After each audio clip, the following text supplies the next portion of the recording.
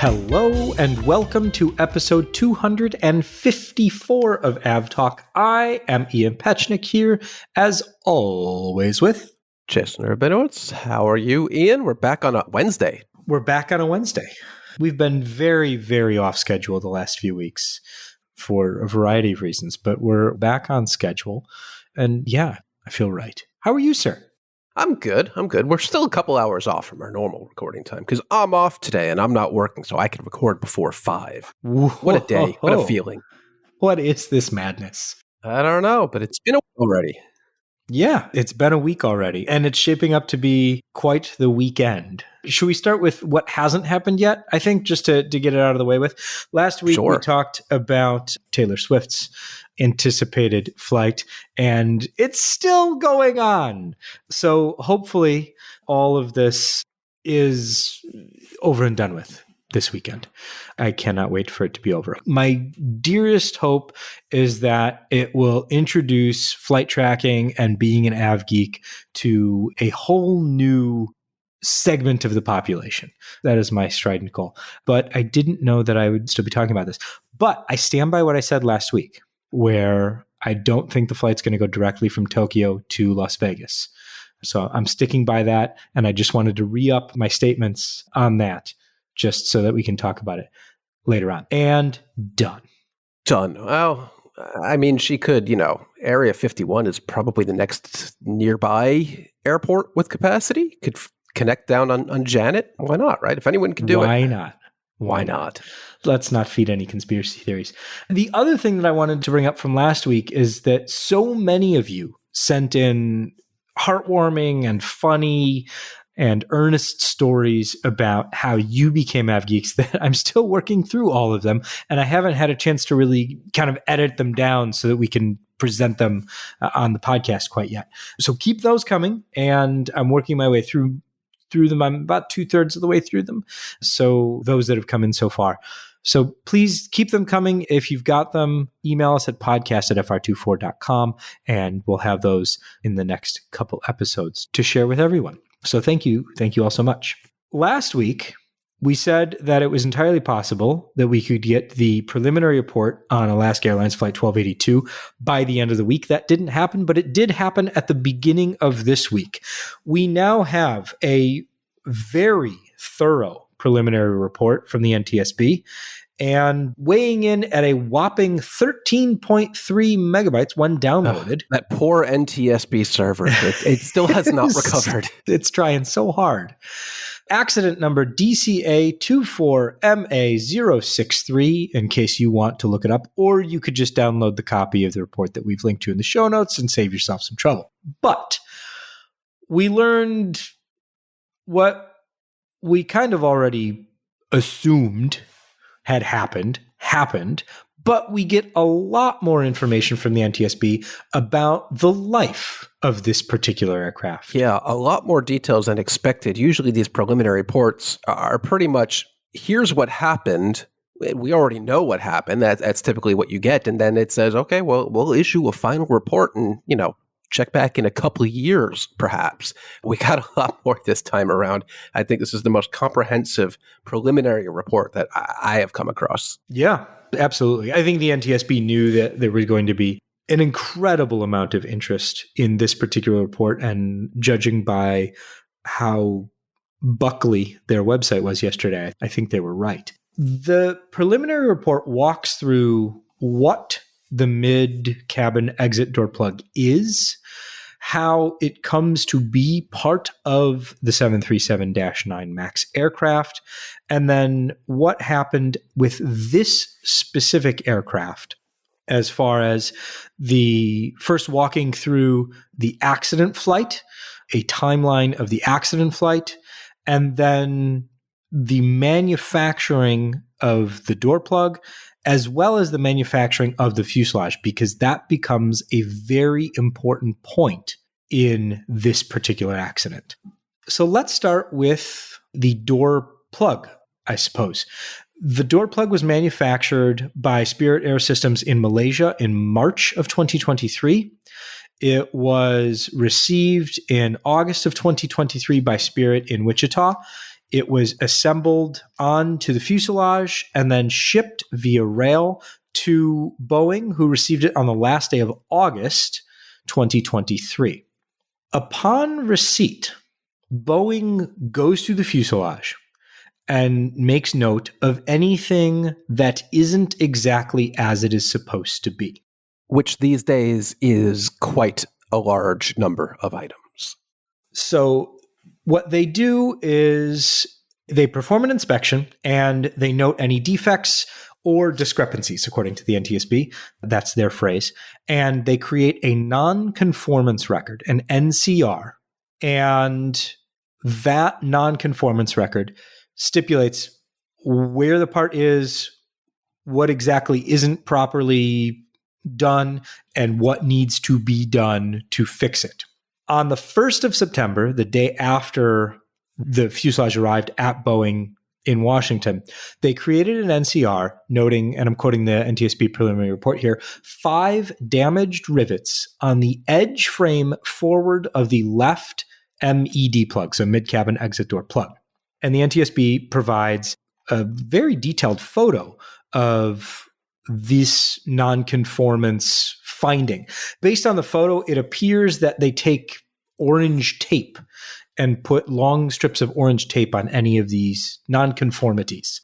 The aircraft was noted, and then Spirit Aerosystems personnel who are in Washington, Jason, I believe you called them the warranty workers? Warranty workers, yeah. That I believe that's what the reference is to them, that Spirit has so many quality defects coming on its assembled airframes to Boeing that they, Spirit, have to have a team of warranty workers at Boeing's Renton facility to fix what they have already delivered to Boeing and actually take care of that at the factory in Renton with Boeing. Not Boeing workers, but Spirit workers at Boeing's factory working presumably to fix what Boeing quality assurance workers have spotted themselves. So I'll back up a step, and I want to give the NTSB some real credit here for including the photos that describe the issues in the preliminary report. And the photos themselves come from Boeing workers who are noting these defects, noting these findings, and taking pictures of them and sending them wherever they need to be sent, either between different teams or up the ladder or over to Spirit and things like that. And so they were able to collect all of these photos. The NTSB says that documents and photos show that to perform the replacement of the damaged rivets, access to the rivets required opening the left MED plug. To open the MED plug, as we now know, the 2 vertical movement arrestor bolts and 2 upper guide track bolts had to be removed. And then there's a helpful picture of the MED plug open on that particular aircraft as they work on the damaged rivets. Then, records show that the rivets were replaced per engineering requirements on September 19th by Spirit Aerosystems personnel. Photo documentation obtained from Boeing shows evidence of the left-hand MED plug closed with no retention hardware bolts in the 3 visible locations. So the photo shows insulation covering the upper left as you're looking from the inside of the aircraft, the upper left guide track. So you can only see where the 3 of the 4 bolts should be. But the visuals indicate that there are no bolts in those particular locations. Yeah. This image was attached to a text message between Boeing team members on September 19th. Yeah, and crucially, the photos are really helpful that the NTSB was thankfully able to source from presumably both Boeing and Spirit Aerosystems, that there is a photo showing the door plug, and I quote, immediately before interior restoration. And they have circles around 3 locations that apparently clearly show the retaining bolts missing and the 2 vertical movement arrestor bolts and the forward upper guide track bolt also missing. The aft upper guide track is already covered with insulation. At that point, it was pulled back to complete the necessary rivet work on the right side of the door plug. This was on the left side. So it's just kind of outstanding and really great work that they were able to that Boeing documented so closely that they have photos all along the procedure of the damaged rivets, the door being opened for the work, the door plug being reinserted right before the cabin was restored, as they were saying. So the cabin restoration would be things like putting the insulation back on, the sidewall, putting the seats back on, the wiring for the in-seat power. Once that's done, that's it. The aircraft is ready to go. And at that point, as that door plug is about to be basically we sewn back it up into the aircraft so you can't even see it, you can't even know it's there, those bolts are not there. And that is the very, very big question of why are those bolts not there? And John Ostrower has a very good write-up about the anatomy of this very situation that the NTSB has confirmed, and that was John's article, I believe, was inspired by the anonymous comment on Liam News's blog weeks ago at this point that really indicated that there was a massive, and still is a massive, communication breakdown between Boeing and Spirit Aerosystems, how they use different systems don't talk to each other, things are happening out of sync, they're happening after the aircraft is brought out of the hangar, out of sequence with other items, and the worst case scenario happened here was where the bolts just didn't get put back in, presumably. That is what the NTSB's investigation so far doesn't conclude. They are not concluding anything, but it is strongly suggesting that Boeing forgot to put the bolts back in. And honestly, if the bolts were never there, I'm quite shocked that this door plug remained in place for as long as it did. And thankfully, it wiggled its way off the airframe at one of the least bad times for it to be doing that in the air. Yeah, the preliminary report paints a picture that is already not great about the workmanship that happens between Spirit and Boeing. And I can only assume that the focus moving forward is going to be a lot on what Jason just talked about, is how Boeing and Spirit systems and personnel talk to each other and work together. How do they make sure that they're speaking the same language? Because if they're not, apparently bolts don't get put back onto door plugs.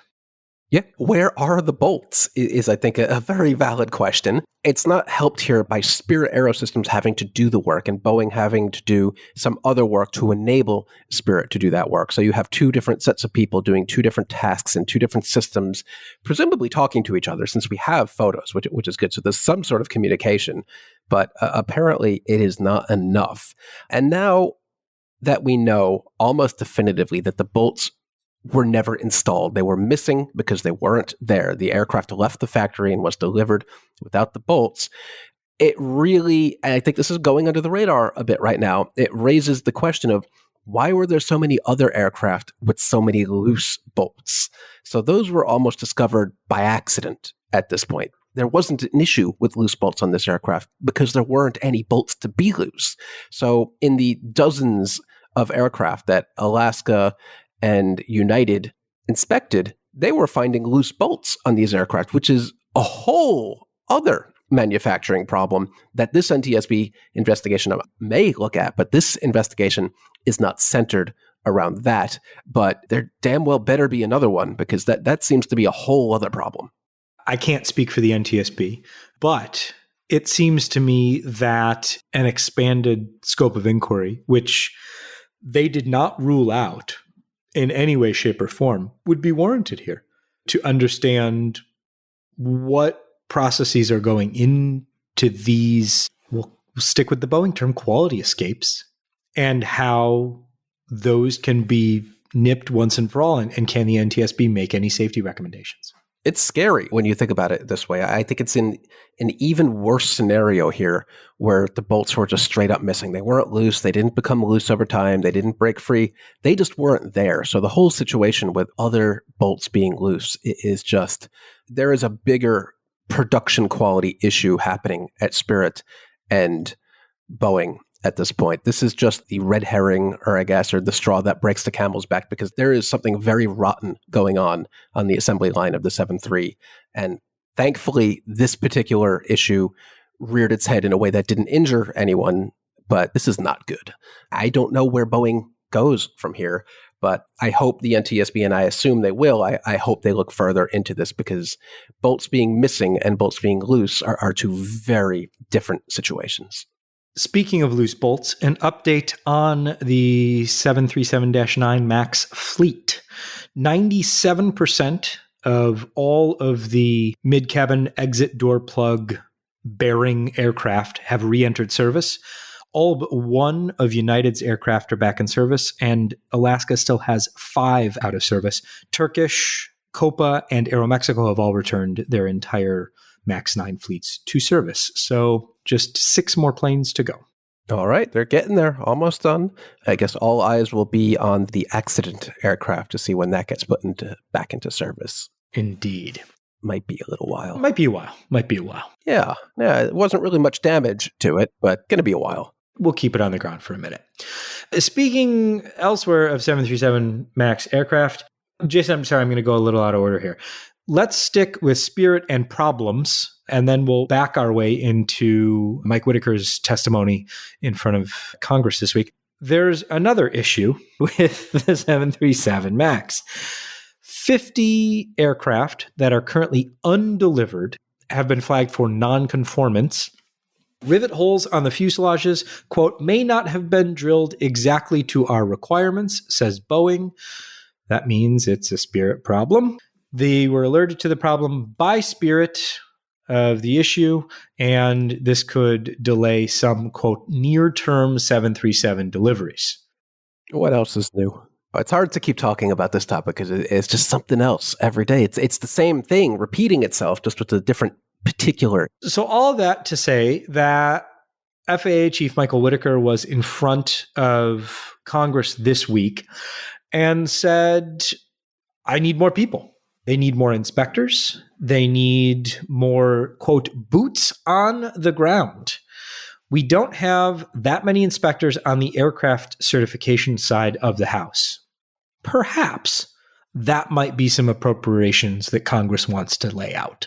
Yeah, that would be pretty good. I can't find the exact quote right now, but I think at some point he did say that the FAA is not Boeing's quality assurance division. It shouldn't be in that position. You shouldn't have to have an FAA safety inspector looking over the shoulder of every Boeing employee to make sure that they tighten every bolt and every bolt is in the place it should be and every hole is drilled correctly and everything is here and everything is there.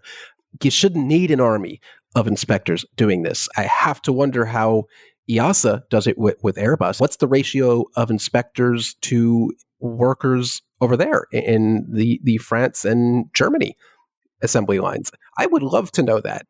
That's a great question. We know the numbers at the FAA. So we know it's about 24 on site with Boeing. Not a whole lot. And half a dozen at Spirit.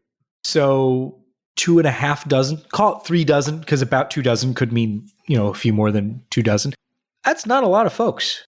No. And again, I don't know where the exact quote is, but somebody said like that's barely enough people to manage the restaurants at the Boeing facilities to quality assure that the food is being produced right for their own people. So it's just not a lot of people. No. The quote is, that's not enough people to monitor the restaurant operations at the site, said Ed Pearson, a former senior Boeing production manager, who raised concerns about the quality problems at the 737 factory after the crashes. That comes from an Andrew Tangel story in the Wall Street Journal. There you go. It's an interesting point. Yeah, I mean, FAA wants more people, and I would think that Congress would want to get... The FAA could use a lot more people in probably everything it does. In everything, yeah, absolutely. Yeah. One of the big questions right now is the delegated authority that we've talked about in the past. This was in regards to the MAX, generally speaking. And then we've talked about it also in context of 787. So the FAA has something called the Organization Designation Authorization Process, which allows Boeing to create in-house regulators of their own and then certify that their own aircraft are safe. The FAA hasn't entirely revoked this, though it has in the past updated how it deals with Boeing's ODA. MITRE, which is an aviation research organization, company, entity, is currently researching what the FAA can do as far as Boeing's designation authorization. So that'll be interesting to see what decision the FAA takes based on that study when it's completed, whether or not the FAA revokes that entirely or modifies it even more. That will be a very interesting thing that I'm going to be following closely, because taking the ODA away is basically... How do you put it? Yeah, I'm having trouble coming up with a good analogy here.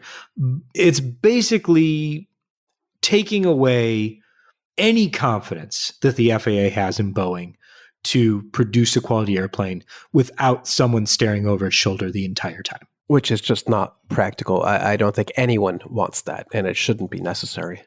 I agree it should not be necessary, but we'll see if it ends up being necessary. Jason, let's go international, shall we? Okay. Should we go to Russia? Sure. What's going on there? Nothing much. But interestingly enough, the Tu-214 is now an international aircraft. I would say it's now back in commercial service outright, because yes, I don't think it was in commercial service at all before last year. It was used by the Russian government quite a bit as VIP transport and military aircraft, but now it is, I think, now back in commercial service outright, let alone international service. Yes, Red Wings has it back in service, and they are taking it to Armenia, but they're also going to take it to Georgia and Tel Aviv eventually. So this is a bit of an interesting development. You still have to fly it back to Russia, so not really an easy trip to manage at the moment, but an interesting thing to see that is what's happening, and they're finding planes wherever they can. Red Wings is also going to add back, according to the Flight Global article that I'm looking at the moment, the Tu-204. All right. Okay. Yeah. If you're not familiar, these are basically the Russian version of the 757. They are, I think, late 80s aircraft, if I'm not mistaken.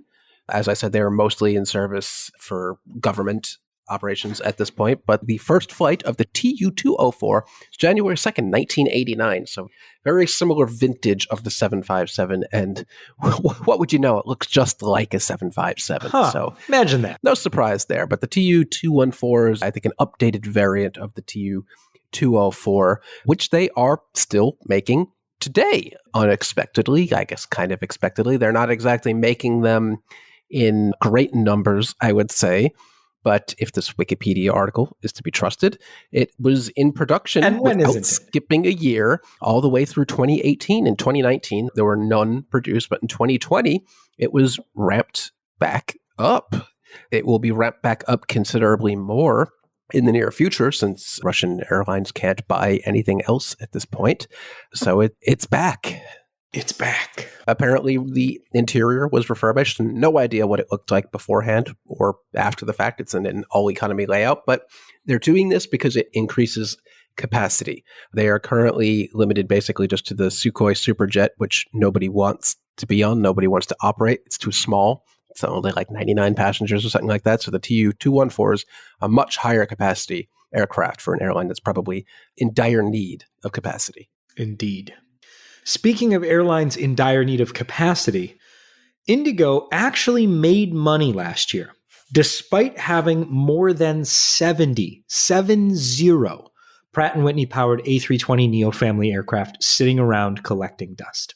Which is outrageous. Indigo has more aircraft grounded than most airlines have in their entire fleet. Like, there aren't a ton of airlines that have more than 70 aircraft. And here we have Indigo with a mid-70s numbers of aircraft out of service today out of a total fleet of 360. So that's a huge proportion of its fleet. Yeah, I mean, it just boggles my mind how many aircraft they can have sitting around. I mean, they're getting compensation from Pratt & Whitney because of the problems. But it's just, wow. Yeah, I mean, maybe they're helped by other Indian airlines not surviving the very same thing or not being around at all anymore. So it is true that there are fewer airlines to choose from in India than there were just a few years ago, but in a sector of the world that is growing so quickly and has such a demand for flights, to have such a huge percentage of its fleet out of service is just crazy. And then it isn't changing anytime soon. They're hopeful that the situation will start to get better a couple of quarters from now. So the subtext there is don't expect a change this year. A podcast listener wrote in this week with some very interesting information about Indigo. And I hadn't seen this. And so I'm running some data now. So it'll hopefully be in the show notes, a link in the show notes by the time the podcast comes out on Friday. Indigo is wet leasing 737s from Qatar. And they're doing this. Basically, the argument is they're doing this because they don't want to concede any capacity to Air India or Akasa. Yeah. The market is so strong. This is They're not like, the we time. need any plane we can get. And remember, this is after Indigo had already inducted some 777s that it has taken on from, I think, Turkish, some like super high density 777s to operate massive amount of capacity with that. I mean, that's quite a number of A320 flights that you have to fill up for 777. These aircraft have 531 seats on board. So in comparison, a little 737 MAX is like, who cares almost? I mean, it's something. They care enough to do it. They care enough to do it. And if I were an Indigo passenger, I would be quite happy to end up on one of those Qatar 73s. That's probably a much nicer experience on board, I'd have to say. Maybe.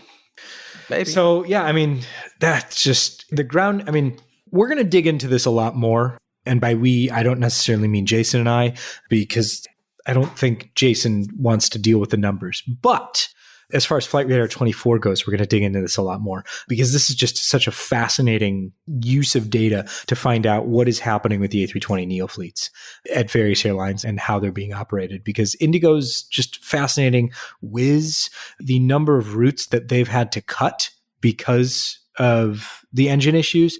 I mean, it's changing the landscape between kind of the low-cost carriers and how they're operating because of these engine issues. It's just a real fascinating story to me. Yeah, but you know who doesn't have any time for these engine issues, doesn't want to deal with it, even though they've already dealt with it, and they're just going to get rid of them entirely. You know who I'm talking about? I do. You do. But why don't you tell the people I'll who tell are everyone listening else. to the podcast? It's Egypt Air, who is a relatively recent operator of the Airbus A220-300, who recently said, you know what? No, we don't want these. You can have them back. So they went back to their leasing company, Azora, who I am sure will have no problems placing these because apparently, according to this Flight Global article, these aircraft have already been freshly overhauled by Pratt & Whitney. So these should have mint engines ready to go. Every rare breed of A220 with engines that are apparently good to go. And Egypt Air just says, we've got our attention elsewhere on a fleet of other new wide bodies coming. So we don't really need these. So that's an unexpected twist. I thought that was a very interesting kind of reasoning or rationale why they were getting rid of them. Because getting rid of the A220s opens them up for a wide body. I don't get that.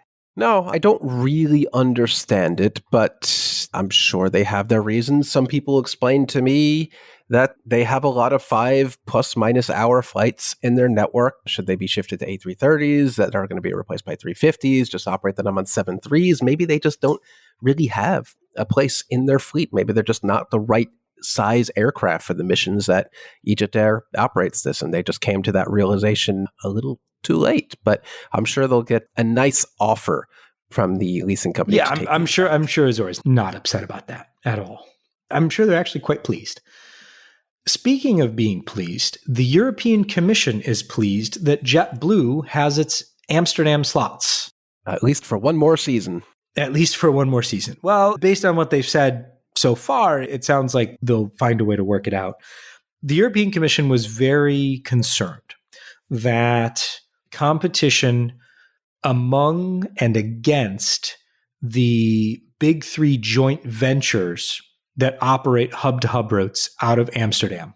So basically, there's a One World joint venture, there's a SkyTeam joint venture, and a Star Alliance joint venture that all don't compete on flights hub to hub, meaning those joint ventures can effectively price fix, collude and just price call fix it what it is. Yeah, their flights. And so you have entrants like JetBlue, which wants to undercut all of those airlines on price, but can't because Amsterdam's a slot control airport. JetBlue had complained about that and then been given slots that were terrible. What do they call them? Not commercially viable. Commercially unviable or something along those lines. So that has changed. And now the European Commission says, yeah, we're happy about that. And I'm sure the joint ventures are also slightly pleased that they don't have to deal with the European Commission being upset with them. Yeah, everybody wins in this situation. And we also want to welcome back Marty St. George to JetBlue. Marty is rejoining JetBlue from LATAM. He was at JetBlue for a long, long time. 2006 to 2019, I think, a long time. He worked his way up to chief commercial officer at JetBlue, then left for a number of consulting gigs, was leading Norwegian Air Shuttle's commercial arm for a while, then ended up at LATAM and is now going to be back at JetBlue at the end of February. I say all this because Marty is, if not the most approachable and plain-spoken airline executive I've ever come across, he's in like the top 3. And I don't mean outspoken. I don't mean Akbar Bakr. I don't mean Sir Tim Clark, but plain-spoken. Like, he explains how things work very clearly and doesn't do so through a lens that is necessarily as rosy as possible for the airline he is currently running. Yeah. He tells you like it is. It's very unusual for us to cover any sort of airline executive shifting, especially if it's not at like the CEO level, or we might talk about it. But Marty St. George, when the news came out this morning, there was pretty much universal reaction on the social medias that, hey, this is great and unexpected. It didn't see it coming. I'm happy for him. I'm happy for JetBlue. And as I put it this morning, I think this brings JetBlue to the official end of its like, what are you even doing with your life? Mid-20s segment of your life. Like, JetBlue is in its mid-20s. Like, it was out there trying to figure out what the hell it wanted to do when it grew up.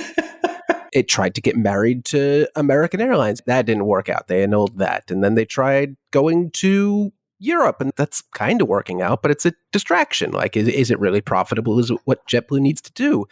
Probably not. JetBlue needs to focus on its core strengths here in the Northeast, and they know it now. Their new CEO knows it, and signaling really well that they know it by bringing back Marty, because he was a higher up in the management for many years of JetBlue's success. So it's exciting. This is a positive sign for an airline that has not had much positive signs to talk about for quite a while.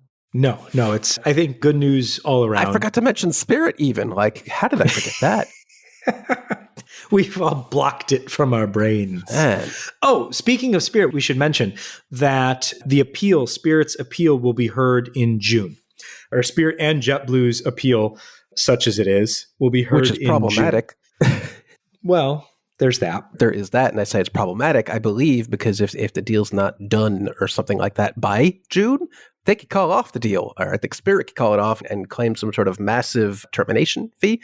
Not quite sure about that, but I believe that's why JetBlue petitioned to accelerate the appeal of that, which did not get accelerated as much as they wanted it to be. So we'll see what happens there. I think we all know what's going to happen there. None of us knew what was going to happen to an Avion Express aircraft, but it was fun to watch.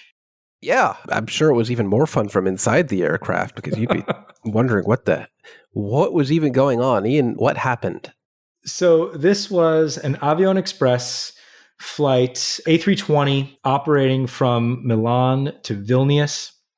One of those. I love the fact that it was an all-white A320, made it even better. Almost like an art project. Almost like an art project, because what happened is the aircraft skidded off the runway during its landing rollout and went pretty far into the mud, into the grass, crossed over a taxiway, stopped, and then they called Joe Patrone, and they just powered back onto the runway and taxied to the gate.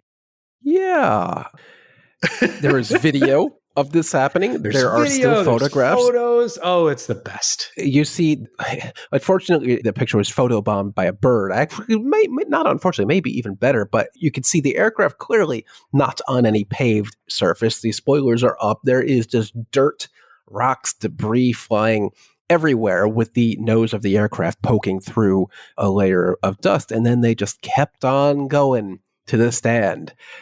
Very, I would say, questionable decision that the aircraft is covered in stuff, dirt, mud. There was damage to the underbelly of the aircraft, so it's not like it was just a cosmetic thing, but they just kept going, not knowing if there was damage to the engines or the turbine blades or anything. That they just kept going. Thankfully, everything was fine, but I don't think that aircraft is going to go anywhere for a little bit. It's scheduled to be back in service on Saturday. Yeah, we'll check back and see if that actually happens. Yeah, we'll see if that happens. So it went off the runway at approximately 75 knots.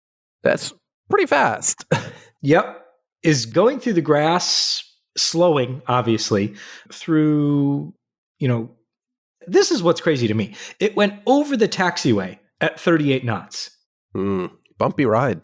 Bumpy ride. So then they stop, and then they decide that, no, okay, let's keep going. And we'll just power back right onto the runway. The video captures the whole taxi in, and boy, were they dead on that center line when they were taxiing into the ramp. They were accurate as they could be past that point. The damage is done, but yeah, they were right on that yellow line. Might as well make it look good. Yep. Oh, man. Oh, let's stay in the neighborhood and step on the scale, shall we? Finnair is not, I should clarify, Finnair is politely requesting that passengers be weighed to collect data on the average weight of passengers and their carry-on baggage for new calculations for aircraft weight and balance. That's unusual. Typically, when you hear about passengers being weighed, it's because you're about to get on like a little Britain-Norman BN2 Islander to some nice exotic island, not when you're boarding your A350 to Heathrow. So since 2018, Finnair has used average weights to determine based on its own measurements, but authorities require these figures to be updated every 5 years. With previous measurements having been taken in 2017 and 2018, it is, quote, now time to collect updated data. So yeah, they're going to be weighing passengers with passengers that opt in to the volunteer. They don't ask for personal data, but the total weight and the customer and the carry-on baggage, customer's age, gender, and travel class are recorded. No information is collected that would allow participants to be identified. All right. So there you go. That's interesting. I don't know if I've ever heard it happen here in the U.S. I believe the FAA is looking or did update those numbers up from 170 pounds to 190 pounds for the average passenger. I think that goes up in the winter because people bring extra coats. Yeah, they add 5 pounds in the winter. Yeah, exactly. But the numbers are pretty unrealistic given the average weight of a typical American, where so many Americans are obese. Unfortunately, the numbers don't really work, but I've never heard of any sort of campaign by the FAA to actually weigh passengers and figure out a new, more realistic average. I don't think the airlines would take kindly to that because I don't think they would like the numbers that come out of it. Well, I think what's interesting is that the FAA uses numbers based on the CDC's data collection. And then they kind of guesstimate cabin baggage. And I'm not sure exactly where that figure comes from, focusing on the Finnair thing. But that would be something that I think we should look into to see maybe we can conduct our own experiments. Yeah, sure. Just head out to the airport and anyone go into TSA, just say, can I weigh you? Yeah. Yeah. What could possibly go wrong? It would be fine. Yep. A story that is almost not worth discussing because it's just that time of the year. Lufthansa's on strike again. This is like the 9th time in the past 6 days. It's not that time of year. That time of year is usually in the high season, in the middle of the summer, where the impact is actually the greatest. I do feel like the number of strikes and the frequency of strikes we've seen in 2024 already, it feels way up to me. I don't have any empirical numbers to back that up, but we've seen Finnair basically shut down for a day, multiple strikes at Lufthansa, not just Lufthansa, but also the ground workers. I think it's mostly at basically every major German airport, taking out Lufthansa for days. There's been Deutsche Bahn strikes, train strikes, all sorts of manners. It just feels like it's way worse and way earlier than usual, and with no notice. Sometimes you have pretty good advance notice that, like, oh, don't fly 4.5 weeks from today because there's going to be a strike. These strikes are happening with extremely little notice. When I was in Europe just a couple of weeks ago, when we were in, not Rotterdam, in Antwerp. Thank you. Brussels Airlines pilots went on a wildcat strike. There was no notice whatsoever, and that crippled the airline for the entire day. They basically had no operations at all. That, to me, is unusual. Something has changed, and strikes are becoming more frequent, more impactful, with less notice, which is not a good trend. So watch out for that. I don't know. We talk about this now to say, hey, it's only February. Keep an eye on your summer travel plans. Yeah, and even if you do keep an eye on it, good luck. There's not much you can do. Yeah, just good luck. And we close the show with the rollout of updated cabins, including more power on Southwest Airlines. Yeah, strange. So what? Brian Summers of the Airline Observer, I don't know if we've ever had him on the podcast, had a really... Not yet. Really clairvoyant quote just a few days, 3 days ahead of this massive announcement. He had said, and I quote, "Is Southwest stubborn or perhaps consistently behind the times by choice?" Maybe he knew this was coming. He has a good number of industry contacts. He knows people, but maybe he didn't and he just called it. But 3 days later, Southwest announced it'll install USB A and C power outlets on all of its 737 MAX and 737NG, the 800. This is the variant. Big part of the announcement. Yeah. This is hundreds and hundreds of aircraft and tablet holders, which will come to the MAX deliveries, I think. But USB ports on the 800s, that's a big deal. This is an airline that just maybe a year ago, I don't think you ever would have expected that, but it's also an airline that flies transcon, flies 6-7 hour flights. If the conditions are wrong, it flies to Hawaii, not quite trans-Pacific, but as far as you're going to get on a 737 nonstop, maybe even a red-eye flight in the near future. Who knows? But it's a big to have a low, yeah, I know, but a low-cost carrier like Southwest commit to hundreds and hundreds and hundreds of aircraft with USB power. I mean, maybe it gives hope. As of today, that's 433 planes.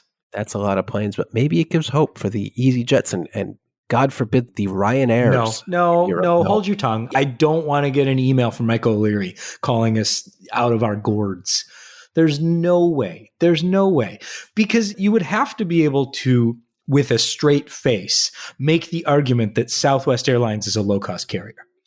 And if anyone on the face of the planet wants to come on this podcast and make a serious argument to me that Southwest Airlines is in fact a low-cost carrier, I will let you do that. Email us at podcast@fr24.com, and you are more than welcome to pull up a microphone and make that case. They're low cost at heart. How about that? And this has been episode 254 of AvTalk. Get out of here, Jason. Just get out. And what an episode it was. That was fun, and I hope you enjoyed listening. Thank you so very much. We appreciate you. If you've made it this far, a small apology. For whatever reason, Spotify was having a bit of trouble getting the feed ingested last week. We hope that's solved for this week. But if it's not, apologies in advance. And know that you can listen to this podcast wherever you find your podcasts, including Spotify eventually, I guess. But it's always available, first and foremost, on our website. So you can go to the blog to find the latest episode all the time. This has been episode 254 of AvTalk. I am Ian Petchnick, here as always with Jason Rabinowitz. Thanks for listening.